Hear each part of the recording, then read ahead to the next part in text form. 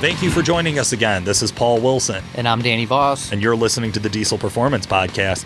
A lot of great stuff going on lately, Danny. L5P with Gail Banks and Nick. What a blast. We're always bringing the heat, Paul. When are you going to get this through your head?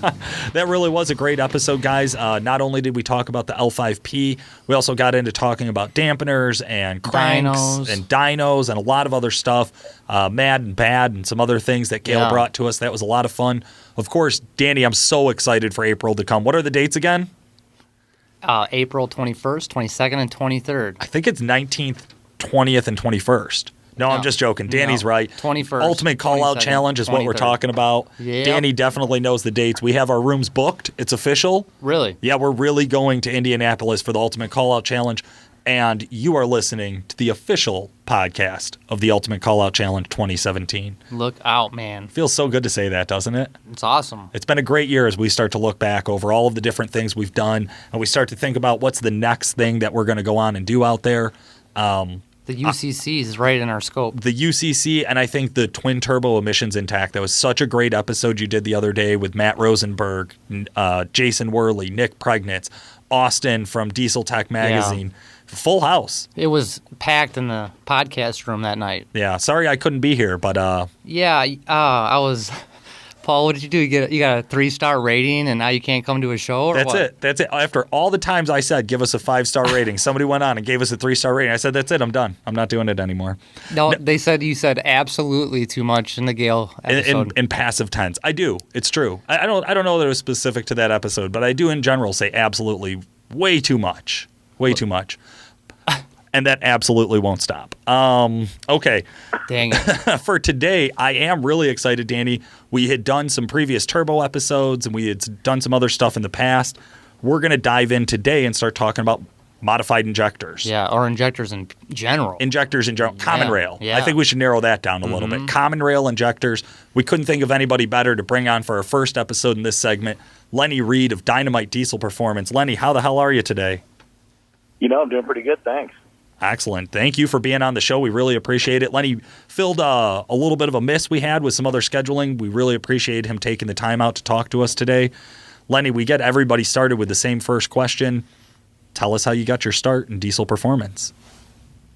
Well, I guess that's pretty solid. So back in 2000, my father had died, and when he died, he left like a bunch of automobiles out around a couple of states, and I had to start recovering the automobiles so we could figure out how to sell them and what to do with the estate and whatnot. But so I bought a 94 Dodge diesel truck with a P-pump and started monkeying with that. And 6 months later, I was in Vegas, and I was hanging out with the guys at Diesel Dynamics. And, a year later, I had a full-time company doing it and bought a dyno back in 2002, I guess it was, and that was huge. Like back in 2002 to own a dyno, and, like whenever we were buying chips or whatever back in the day, it was getting a hold of the guy we were buying the chip going, no, that one doesn't quite do what you think it does, and this one does more than you thought. And it was just a great tool to have, and we still use the heck out of it. Now we've got 2 of them, but that was pretty much the start of it was back then.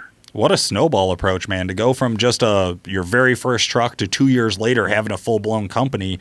You really got bit up by the bug hard, huh?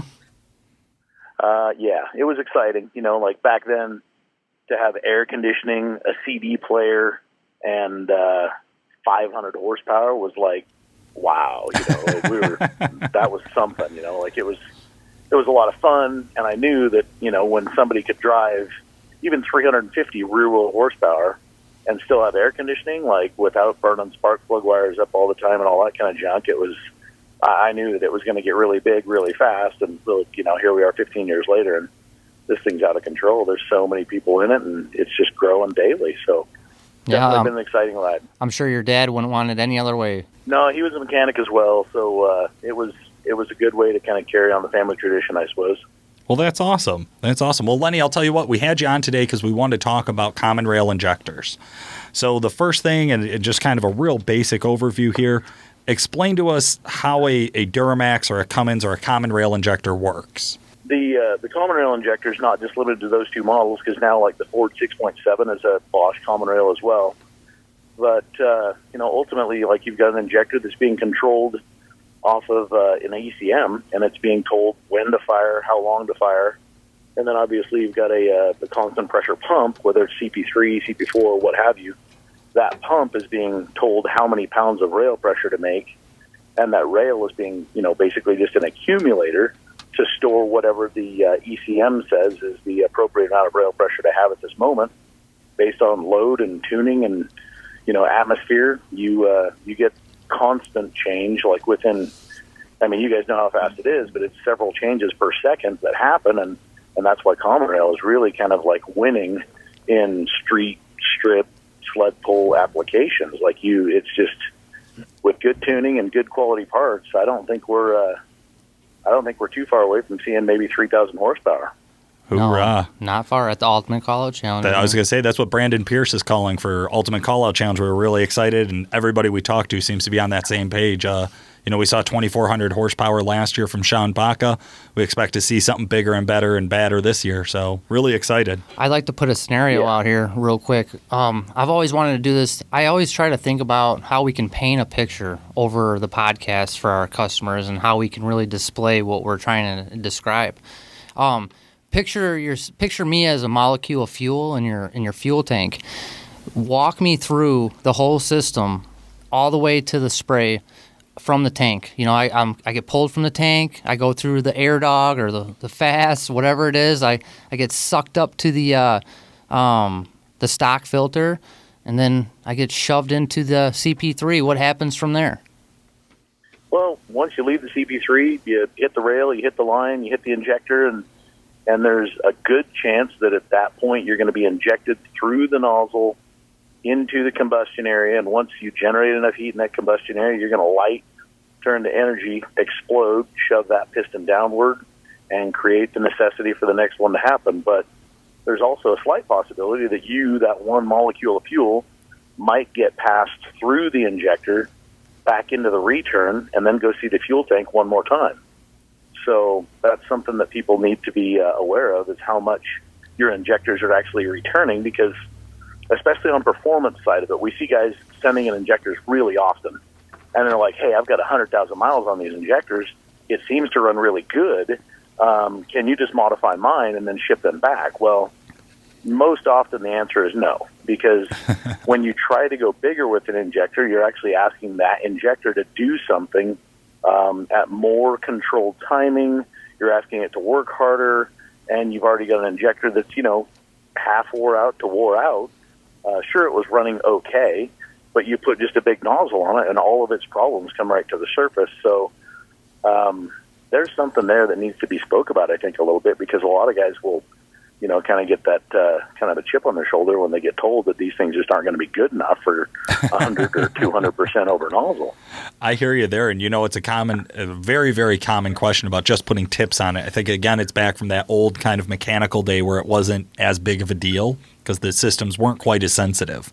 And now that we are in something that's much more advanced, and like you said, there's a lot more injection cycles per combustion cycle, there's a lot more electronics, there's a lot more going on. So one of the things I always like to talk to guys about is inspection, testing, and balancing. Can you kind of walk me through what is the inspection and testing process when I send an injector in to a company like Dynamite Diesel Performance? Dynamite Diesel Products. Dynamite Diesel Products. I'm sorry. Yep. I'm sorry. Who is into performance? Well, when we start, we first inspect them for any sort of obvious contamination, because when you've got a contaminated injector or one that's, accumulated a lot of dirt over the past few years, we definitely don't want to shove that into our test stand and then contaminate the calibration oil, then contaminating all of our new product that we test right behind it. So step one is we open up one of the injectors, look to see what it looks like on the inside. If it looks like it's going to run and we don't see anything obvious with the rest of them and they all look to be the same age, then we'll go ahead and we'll throw them in the test stand and get a baseline on what those things are all doing. Some of the things that the test stand looks at is response time. So like when the ECM sends out signal to fire, there is a delay, and that delay is what we call the response time. Would you call that latency? What's that? The time from when your computer's calling for it to when it actually does it, wouldn't that be called injector latency? Yeah, that would be another term for it. Just in our test plan, when you read what the test result shows, it's actually going to show response time. Awesome. Nice. Thank you for that clarification. Yeah. Well, there's probably several different ways to call out certain different things in everything in life, but as long as everybody's kind of using the same terms, like if somebody sends something into me and they ask for latency, then we're probably going to know what they mean by that, but we're going to have to explain to them that on their test sheet, it's not going to ever say that word. It's going to show that it's just response time. So you're talking about inspection, things like that, and I get a ton of phone calls every day on LB7 customers that obviously every 50, 60,000 miles, their injectors are, crapping out on them. Why is this happening on 01 to 04.5 trucks for Duramaxes? What is going on with the style of injector that is making them be replaced every 50 to maybe 100,000 miles? That injector had a control plunger down in the very bottom of it that's very big and very heavy compared to all the later style stuff. So it's not so much the injector's worn out or junk, but, you've got something that's really old technology, and they've obviously, Bosch being they, have updated that, changed that, so that little thrust member down in there on all the later style stuff, so the LLY and later, those thrust members are much lighter, they're much smaller, and they're much, much, much, much more adjustable, so we can calibrate those injectors and get them really, really, really closely balanced. The older stuff, like the early Cummins, which came, used that thrust member clear out to 2009 in the aftermarket, but the trucks actually started to change that in like 08. But then all the LB7s use that same thrust member, and oddly enough, you can actually use that thrust member from an LB7 injector, and you could put it in like an 03, 04 Cummins, and it would actually fit. Really? So some of the older and earlier Cummins trucks, those things kind of have the same issues. And once Bosch caught on to what they had to do to fix all that, ever since then, that injector body's kind of been fixed. Mm-hmm. The LB7 has never been retroed, and since the thing is so old now, I doubt they're ever going to change that. Right. But really, truly, I believe that it's mostly a contamination thing.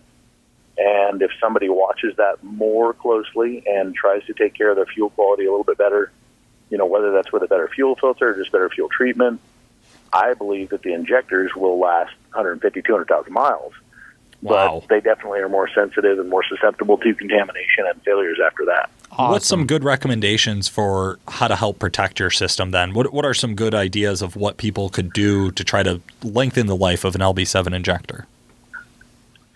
Or an 03, 04? That's lift pump, really maybe? Tough question because, even in my own vehicle, which I'm driving right now, I could pull up to the next BP gas station or Arco or Chevron or wherever, and I could get something out of somebody's fuel tank that, isn't going to work well in my car. And it's not my fault. It's not the injector guy's fault. It's not Jeep's fault. It's just the fact that I just put something in there and it's going to try and burn it, and it can't. So it's really tough. But, there are some good quality conditioners out there that will help with lubricity and try and provide some protection against water. But, honestly, I would tell everybody that as a good habit, since injectors are, $3,000 and $4,000 for a set these days, I think it's a great habit to start changing fuel filters like every single oil change. Yes. And if you're seeing contamination in 5,000 or 6,000 miles, you should probably start thinking about using another source for where you're buying your fuel until you don't see fuel contamination in your fuel filters at 5,000 or 6,000 miles. That's a really good call. That's not something that we actually hear a lot of. Thank you. That's a good tip. Do you think a lift pump helps the longevity of LB7 injectors? A lift pump doesn't help the longevity of the LB7 injector, I don't feel, but I do feel that it will help the CP3 pump in the LB7. And in effect, as long as the CP3 pump's in good shape, the injector won't be commanded to do things that the ECM's trying to get done at a later point. So if the CP3 pump's half wore out and it's trying to make 21,000 pounds of rail pressure, but it's struggling and it's deviating, then the ECM's trying to send out all sorts of crazy signals to the injectors to try and get them to make up for it, which is pretty hard on the solenoids, I guess. But, and the other side is, like a fast pump or an air dog or whatever, those guys all have good fuel filters on them. So I think that is probably as important, if not more important, to the whole system. I totally agree, and that's actually what I was going to bring up there, is I feel like that is the one big selling point for the older trucks. The guys that have those injector problems, or guys who travel a lot, are always the ones I talk to about it. Like, put a lift pump on it. You don't know where you're getting fuel. Right. Also, don't delete your factory fuel filter housing unless you need to. So if it makes sense, it makes sense. Old LB7s, they leak. You buy a delete kit for them, you run a lift pump instead. The lift pump has a tighter micron filter than your factory filter does. So it's a good thing. But I do like to point out there that pushing low pressure side as opposed to drawing low pressure vacuum will not make an impact, except for, like you said, the length of, or how hard the CP3 has to work. And we see that all the way up into the new stuff, into the CP4s. And as we're talking about injectors changing throughout the years, one point I always like to hit on for the Duramax history is, what is the difference between an LMM injector and an LML injector? Because there was a big change there from my understanding. Well, the construction of the injector is quite a bit different. They operate at different pounds of rail pressure. The nozzle flow rate, on all of the brands of trucks, whether it's Cummins, Chevy, or Ford, the later the truck is, the smaller the nozzle flow rate is. So where some of this stuff now, we see spray orifices that are 4.5, like 5/1000ths of an inch, very, very small. And then on our flow meter, they're 13, 14 liters of air per minute as a base. So when you move those things, even 1 liter per minute, you're moving it pretty great, and you get very big impact with very little movement in the nozzle flow rate. So what I've seen happening a lot is a lot of guys will get carried away on the later style stuff, and they think, well, we've always moved it this far, and we're just going to continue to move it that far. But one thing that they're not thinking about is, hey, this later style stuff also operates at higher pressure, so you don't need to move it as far to see the same kind of an impact. And a lot of these later style trucks, they're getting really smoky and really sloppy just because the nozzles are being moved way too far and the customer doesn't have enough air to support that much fuel being introduced. Okay, that's a really good point. That's something that we have talked about, how LMLs specifically, and I'm sure, like you said, all of the models, the later the trucks, they do operate at, 32,000 peak PSI on the rail, if I remember correctly, which your previous years were like 26,000. So there was a big jump there. We've heard a few guys talking about how they get more out of the LML injector. And your thought here is that because it has higher pressure flowing through that small nozzle, we're actually getting more fuel into the combustion cylinder with less effort. Would that be a fair way of putting it? Yeah, that's very fair. Okay. The more the pressure is, the more you're going to get out of it. We use it on the test stand really often. We can take any injector, whether it's an LB7 or an LML or whatever. We can set a set program in that test plan and then run that injector. If we change the microseconds or the pulse width that we're injecting, then the more we add, the more we're going to get. The more we subtract, the less we're going to get. And same thing happens with pressure, but pressure is quite a bit. Like if you add a couple thousand pounds, you'll see a lot of cubic centimeters in volume increase. And there again, if you've got like a worn out pump and you can't get to the pressure that it's commanding, then you're not going to see near as many cc's delivered. And cc's delivered translates to horsepower because you're not going to be able to get the combustion effect because you just don't have the fuel in the hole on time. Gotcha. Now, Lenny, I'd like to go back to talking 01 to 2010 injectors. A lot of our listeners probably don't know that on our dyno, like you're talking about, we can hit 600 rear wheel horsepower on stock fuel. You don't have to do any injector modification to do that. You just got to make sure your injectors and your CP3 are healthy. And that's for pretty much all the Bosch common rail stuff. Yeah, absolutely. And I said absolutely. We're gonna get 2 stars in this one.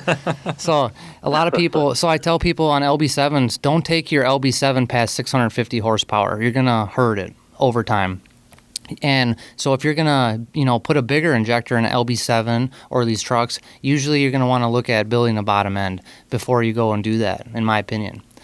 We know that we've talked about no man's land and things like that and on previous episodes, but, 650 horse, I feel an LB7 is going to shorten the life of that thing You're poking the bear here, Danny. Hey, You're poking the bear here. I thought we closed this. I thought we closed the book on the discussion of what a stock bottom end can handle. Let's close. Close. I'm you not can't done. see me right now, listeners, but I am physically closing the book with my hands. But my point is, you can, like you said, on Cummins and on Bosch injectors, if they're healthy in their stock, you can get 600 rear wheel horsepower out of this. So what I want to talk about though is, I get a lot of customers calling in talking about balance rates, and they start talking about, I've got this going on and that going on, and I read the forums and I get tagged in tons of posts about how I'm like +5 right now. Does anybody actually know how to accurately check balance rates? That's a great point, Danny. Thank you. That's something we can talk about. And that led me into this. Okay. So that's why I wanted to use that segue, because I always want to stab you back every time I can get a chance on No Man's Land. Okay. So, with that being said, is how, like Paul asked, how can we accurately figure out what's going on? Because I've had balance rates that were in spec ±3 liters per minute or 4, and also I was getting 0087 codes, but it turned out my return rates were in the crapper. So 2 questions there, Lenny, if I could unpack that for Danny. Number 1, how do we accurately check balance rates? And 2, what is the difference from balance rates to return rates? Is that a question for me? That is, yes. I'm sorry. I know we've been arguing with each other for the last 5 minutes here, but for you, Lenny, yes. First of all, Lenny, how do we accurately check balance rates? I think that balance rates are frustrating to me because way too many guys will take a motor with 150 or 250K, and they don't really have any idea on what the condition of the motor is, but they've got brand whatever monitor, and they're looking at their balance rates right after they throw a brand spanking new set of injectors in, and they call up and they're like, "Hey man, my motor, the balance rates are like here, here, and here," and I'm like, "Well, that doesn't sound too far off to me. How does it run?" "Well, it runs perfect, but these balance rates should be absolute and perfect because these brand new, the injectors are brand new." And I'm thinking to myself, like, I wish this guy was standing in front of me so he could see how I'm shaking my head. But now I've got to try and explain to him how you've got a motor that's far from perfect. Like, it wasn't perfect initially. Like, there was none of the OEMs try to get, their piston protrusion within 2 to 3 thousandths of an inch on several thousand motors per day. And that being said, the deviation between piston protrusion is going to create a change in compression. So the motor wasn't perfect, brand new. Right. And some of the aftermarket guys will do, like, whenever we build a motor, we try and get the piston protrusion within 2 thousandths, trying to, basically get it as close to perfect as possible. But if you've got an injector that, is put in a test stand and it's CC'd, what we're measuring is cubic centimeters or mm's cubed of fuel injected at whatever microseconds and whatever pressure that test plan is going to command. And each time we go through and run through a set of injectors, they all see the same test plan, and they all get balanced within, like, call it 1 to 2% of each other. Okay. That's really, really, really close. Like, that's a lot tighter than if I were to say, hey, go buy a brand new bag of whatever brand you want, and we just ran them. You would not see them that close ever. Like, balance rates and balancing out injectors, 2 totally different things. Balance rates are something that people are looking at of the motor, I guess, and mostly on Chevys. You don't really hear guys ever complain about balance rates on a Dodge. Right. But there again, I kind of go back to the monitor thing. Like, guys look at the monitor and they, much like a boost gauge, everybody looks at the boost gauge and they go, wow, I got 35 pounds of boost. Well, does that really matter?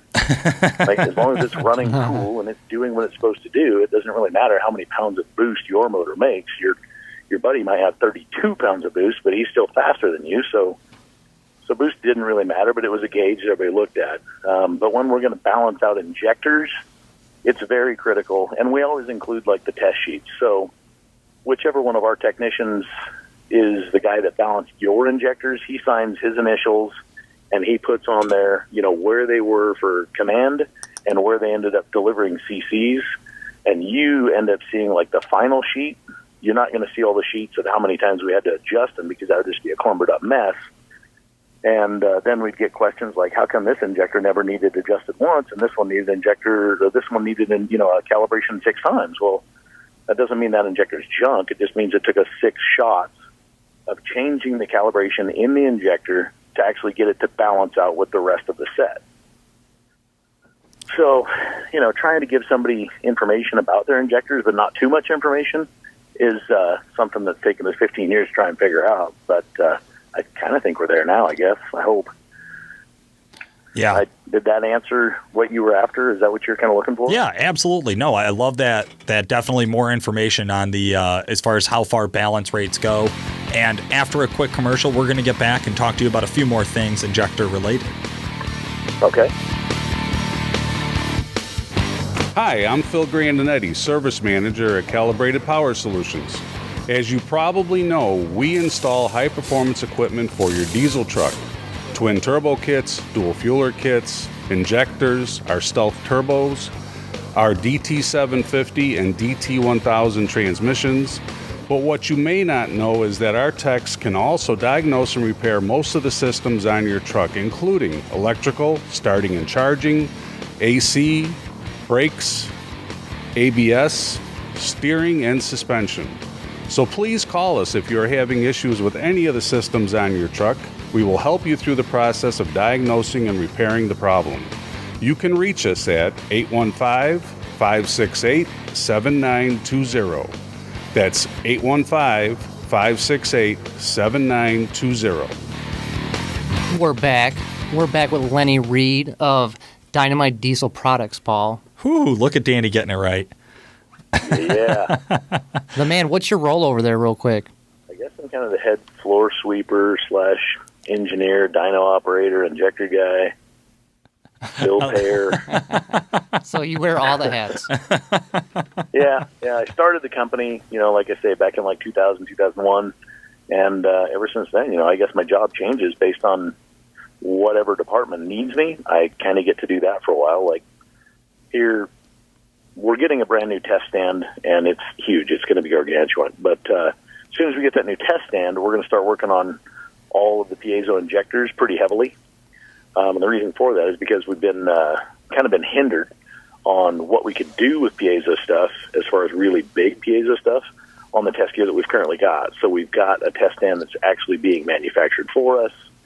Been working on it for not quite a year, but it should be here. Hopefully I'll see a bill of lading and shipping before the end of December here. And as soon as I get that test stand, I'll be learning how to use that thing, and I'll be doing nothing but R&D on injectors. I just want to tell our listeners as well, you're talking about test stands and things like that. When we're talking about that and you get that, say you get 7 injectors that are good, and then now you got to replace 1. So what does that do to you? I mean, those injectors weren't all tested together. They weren't flow tested all together. Is that a problem for a Duramax or a Cummins guy to have one injector that's just completely different than the other ones? It can be, yeah. Who replaces one? What question? Well, I hear Lenny, this. hold on real quick. What cheap ass replaced 1 out of 8 or 1 out of 6 injectors? I lose my mind on people when they call in with that. I lose my mind. You manufactured, you bought all 8. They were all manufactured at the same time. You had one bad one, so you swapped it out with one good one. That is the craziest thing. I know there's the Ford guys who on 6.0s, if you have just one bad one, you might replace those 4 and just do that bang.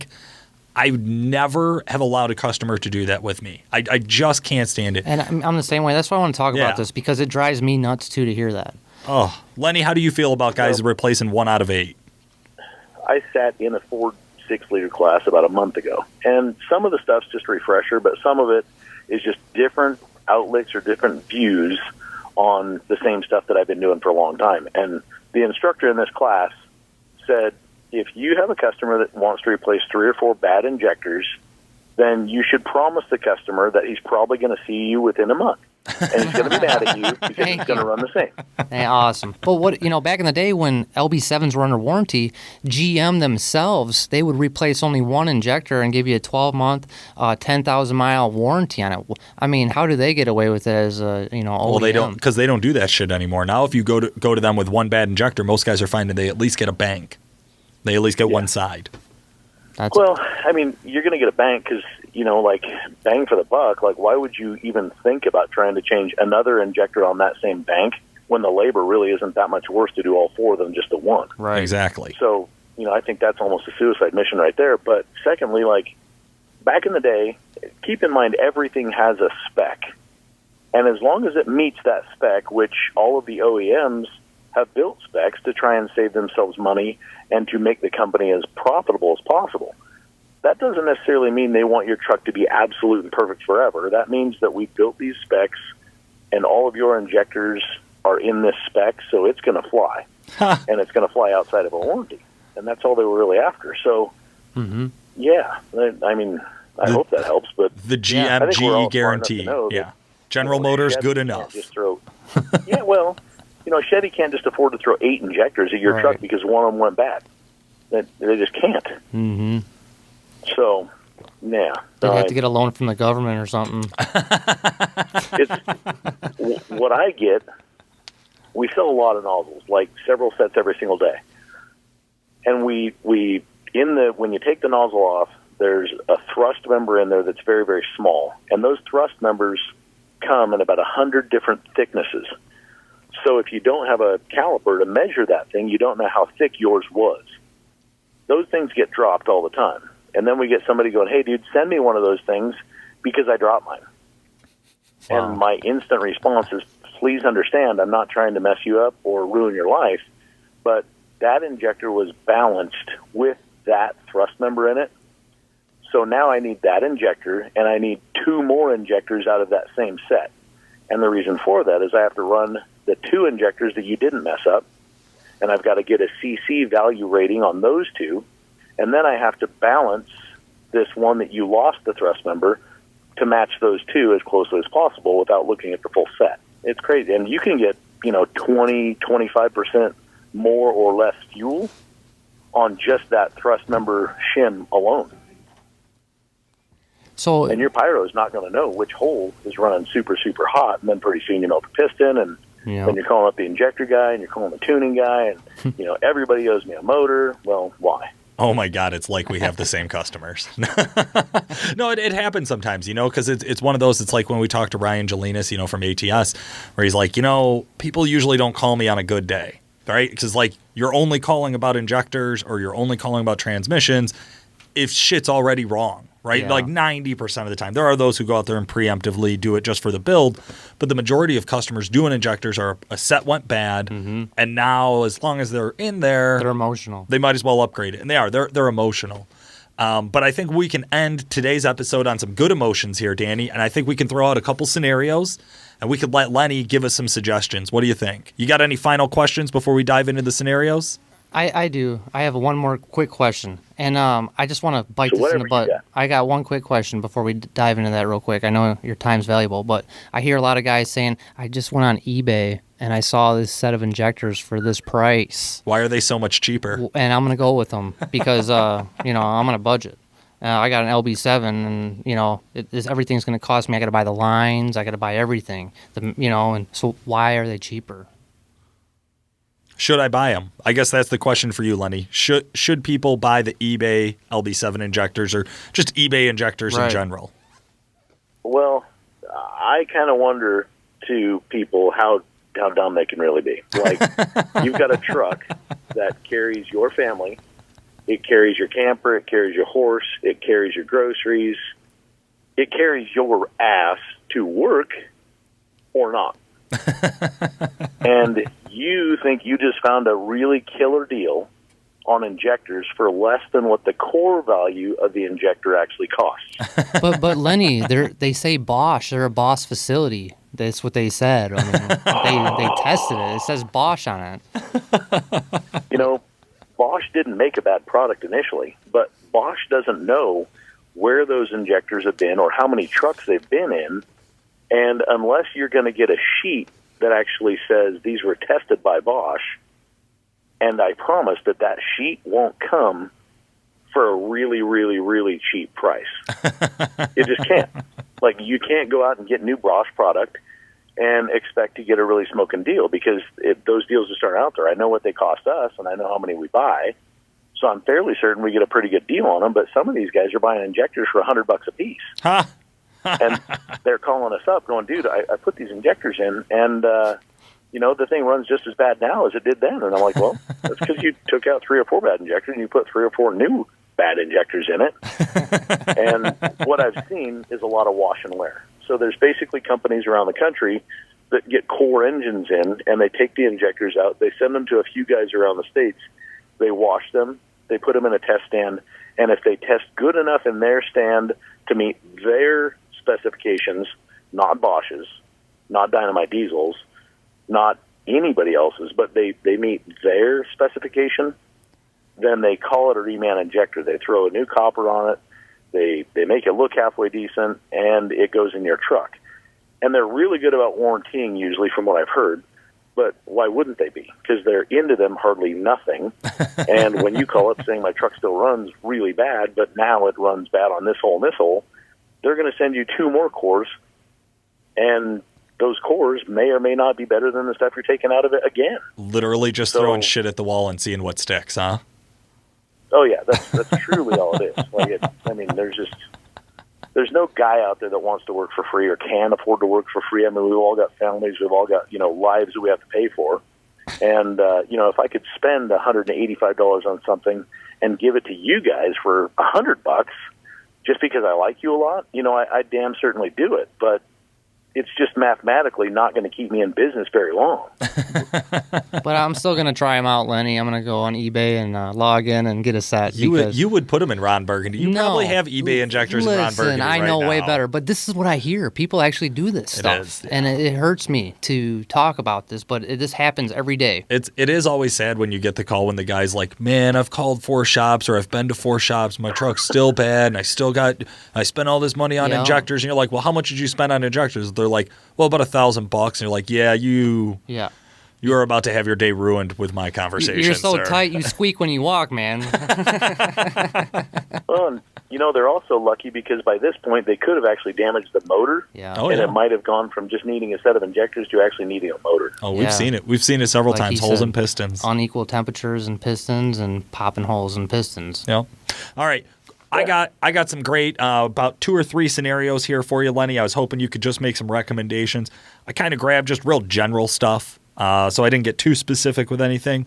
But if I have a customer with a 2012 Cummins, he wants to make 850 horsepower, and he's in a sled pull truck, so he really doesn't care about over-fueling it. In fact, he would prefer that. How big of injectors would you recommend for him?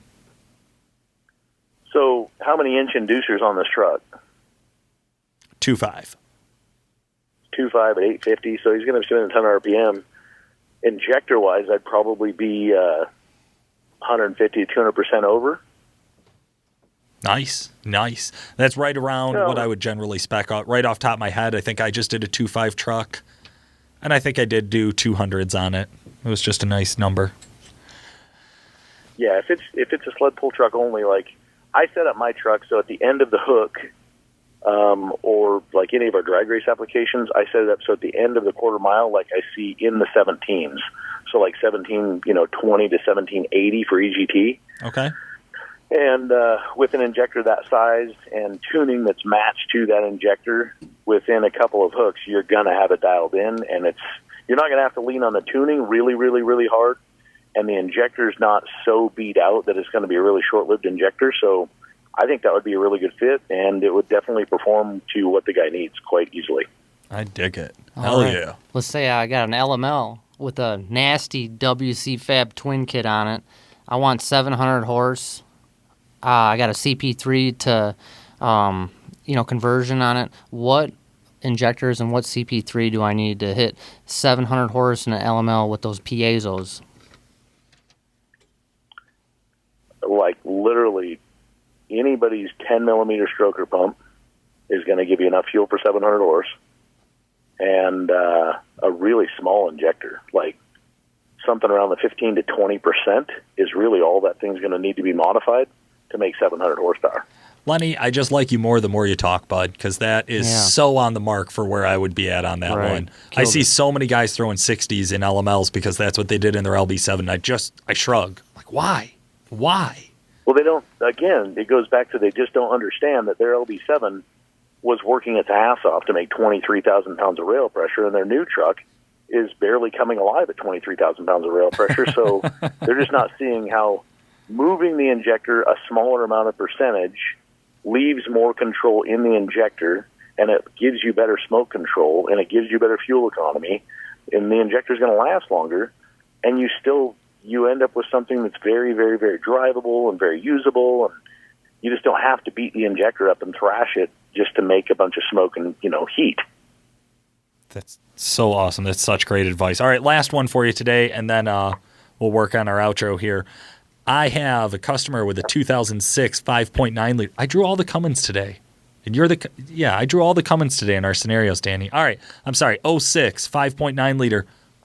Big balls, 1,000 horsepower. Everybody wants it. I'll throw on any set of twins I can. I don't care. Dude. I'm going to daily drive it. That's my budget build truck. That is, I know it's your budget build truck. Yeah. 1,000 horsepower, big set of twins, 06, 5.9. Let's see what Lenny says. I got dual CP3s on it, so I know I got plenty of pump. What should I do for injectors?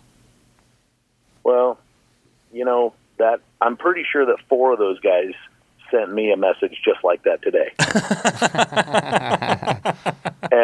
and one of the guys was going to, sled pull 5% of the time, drag race 5% of the time, tow his 28-foot gooseneck, fifth wheel, toy box, and then 80% of the time he was just going to daily drive it. That sounds like a typical Midwesterner. I kind of wish that I was lying, but I actually got that. We do something in our shop called a race waiver, which basically means like you fill out what you want and what you've got, and then we try and spec an injector to match the needs. And I actually got something very much similar to that today. I tell you what, so 1,000 horsepower is in our lineup going to be 120 horsepower injector, which is going to be on our flow meter. That thing flows like 22 to 23, 24 liters of air per minute. You're going to have to go to 32, so that's going to be like what, kind of a 40 or 50% over nozzle. Right. We're going to recalibrate the body because internal to the body, you can change the calibration and get the injector to pump harder, virtually, is what you're getting it to do. So you don't have to get it all just out of a big, nasty, sloppy nozzle. You can get the injector body to pump harder on a smaller nozzle, and it'll just work better. So I'd say like 32-liter a minute nozzle, which, again, is going to be like that kind of 40, 50 over. That's going to keep it nice and drivable. It's still going to give you the amount of fuel you need to make 1,000 horsepower. I'd say, like a 80-millimeter inducer as your atmosphere charger, and some T4, probably a 66 or a 68 or somewhere in that range on the manifold charger, and I would definitely do a camshaft. Whether pick your brand, but I've had really good luck keeping the head gaskets in those motors and keeping the motors alive simply by changing out the camshaft. And the camshaft doesn't necessarily make power, but it definitely frees up a lot of the pressures that you don't want, and the motors seem to last a lot longer on the daily driver trucks if you do put camshafts in them. Really, just a little more exhaust out, huh? Helps. Yeah. Relieve some of that funny pressure. how that works, right? Yeah. Awesome. Well, I'll tell you what, we have one last question. Can you just give us a quick idea why, when we're shopping for injectors, do we see some guys posting in horsepower numbers and some guys posting in percentage? Yes. What's the difference? What's the deal? Boy, I tell you, that's a really good question, and I don't know the answer to it all the way around. I like to do the horsepower stuff on a bunch of the trucks based off of stock tuning and stock turbochargers. Okay. But once you get above that, all of a sudden you really can't use that horsepower number anymore, because if a guy's got a 71 or a 75 millimeter charger, he kind of wants to talk in percentages. Right. And the guys that are using the percentage, when you ask them directly, like, are you talking in like 50% of CCs delivered at what pressure and how many microseconds? Nobody knows that. And I've never gotten a straight answer from anybody, so I wouldn't know that. I don't know if they're measuring the 50% over in just nozzle flow rate or in CCs delivered, and if it is in CCs delivered, how much rail pressure and how many microseconds did it take to get, what are you using for your barometer Right. to achieve that 50% over, just so we can all kind of, follow the same ruler, basically, right? Yeah. Yeah, there is none. I mean, when it comes to injectors, we really don't have that industry-wide understanding. It seems like everybody kind of has their own theory, their own map, their own way of measuring it. We have usually what I find best is asking distributors, guys who sell multiple brands, they usually have a really good pulse on kind of comparison, lining up one brand's injectors compared to another's. But it's like anything else in the podcast. We always recommend get out there and try something, get in somebody else's truck that's already got those injectors, talk to guys that already have similar setups. I never think there's anything wrong with checking and rechecking or asking other people what their opinion is. Try to take it as a grain of salt, of course, because we want to get people good information. But it is tough out there when you're shopping for injectors to kind of compare two companies next to each other. I'll say that based on their horsepower ratings or percentage ratings, it can be a little skewing. But yeah, the off-the-shelf parts, or what I would kind of say are more towards the daily drivers, the things that people can buy without really getting into too much trouble.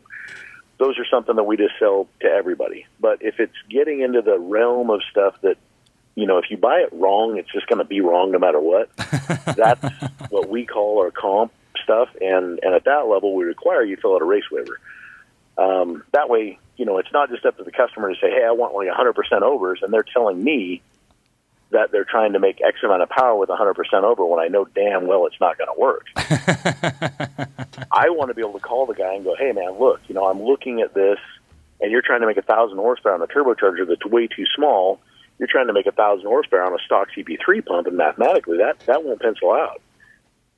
So, when I build you these injectors, don't get mad at me when it stops at 650, because then you're just out of CP3 pump. And then when you get a decent CP3 pump, don't get mad at me when it stops at 700, because that's where you're out of air. I like that. I like that. That's a really good way to do it. That's super helpful for people. Well, I'll tell you what, Lenny. So many. I really appreciate your time today. You've been such a great guest. I think you've given our listeners a lot of excellent information. Tons. Lenny, you're the man over there. Definitely. Where are you located at so our listeners can tell us how to find you? Now we got a really great big drive-in facility in Monroe, Washington. And then we've got our little tiny injector shop / race shop here in Idaho. And so we got 2 facilities, and this is what we do. Just injectors and trucks. Awesome, man. If somebody wants to reach out to you and talk more and get started on a race waiver, what's the best way for them to contact you? Go to the website, which is just www.dynamite, Dynomite, diesel.com.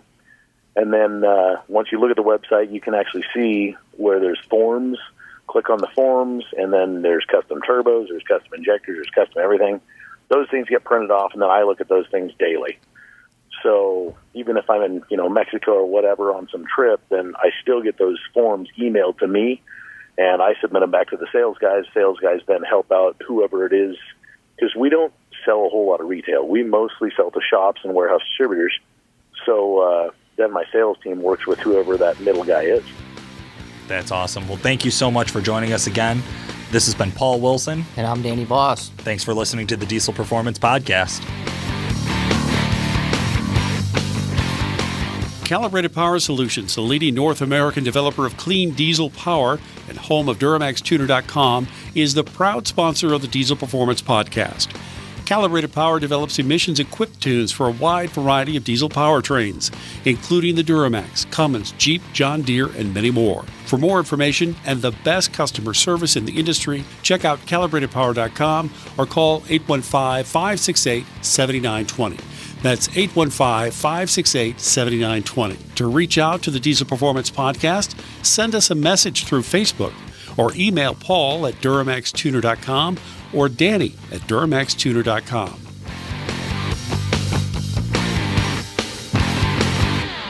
Hey guys, we really are trying to bring you the best possible content and attract the highest caliber guest. One of the things that helps us do that is when you get on iTunes and give us 5 stars, leave a comment, and of course subscribe so you can hear all of my funny jokes and all the times that Danny's wrong. Paul, what did you do? You got a 3-star rating and now you can't come to a show? Or That's what? it. That's it. After all the times I said give us a 5-star rating, somebody went on and gave us a 3-star rating. I said, that's it. I'm done. I'm not doing it anymore.